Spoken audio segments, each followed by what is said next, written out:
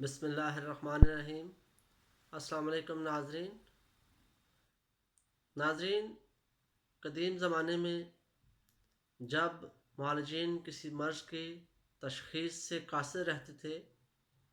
تو وہ اسے تبخیر مادہ یا گیس کا نام دے کر اپنی جان چھڑانے کی کوشش کرتے تھے۔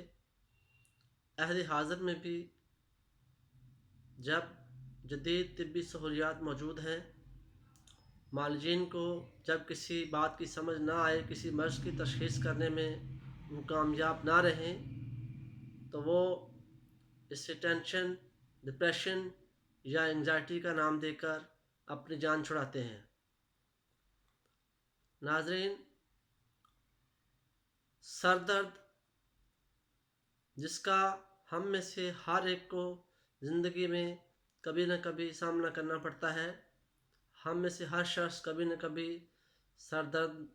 میں مبتلا ہوتا ہے۔ سر درد بذات خود کوئی بیماری نہیں ہے، بلکہ اکثر اوقات یہ کسی بیماری کی وجہ سے پیدا ہوتا ہے۔ طبی ماہرین اس بات پر متفق ہیں کہ سر درد جسم میں کسی مسئلے، کسی خرابی کی وجہ سے یا کسی بیماری کی وجہ سے ہوتا ہے۔ اکثر اوقات سر درد کی وجوہات میں معدے کی خرابی، جسم میں یا خون میں زہریلے مادوں کے شامل ہونے سے، یا ہائی بلڈ پریشر کی وجہ سے،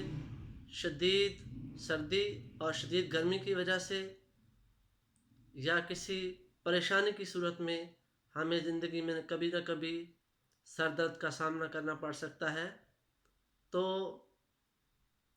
یہ جو مسئلہ ہے، ہم اس سے کس طرح سے بچ سکتے ہیں، کس طرح سے اس پہ قابو پا سکتے ہیں، تو اس سلسلے میں ہمیشہ کی طرح، جیسے کئی بار میں آپ سے پہلے بھی یہ عرض کر چکا ہوں کہ ہمیں اپنے لائف سٹائل کو چینج کرنا ہے اور اپنے رویوں کو بہتر کرنا ہے،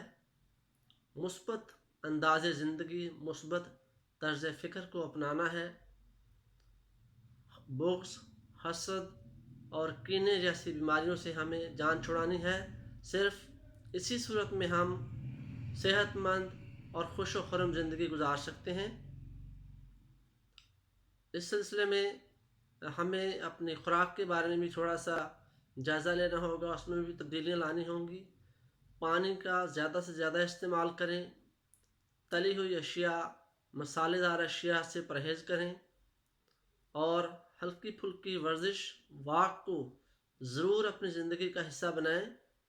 اور اس کے ساتھ ساتھ موسم کی شدت سے، شدید سردی اور شدید گرمی سے اپنے آپ کو بچائیں۔ اور اس سلسلے میں سب سے اہم بات جو ایک مذاق بھی لگتی ہے لیکن یہ حقیقت ہے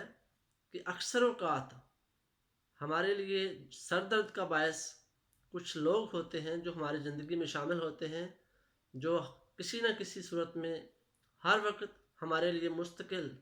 درد سر بنے رہتے ہیں۔ تو ایسے لوگوں کے ساتھ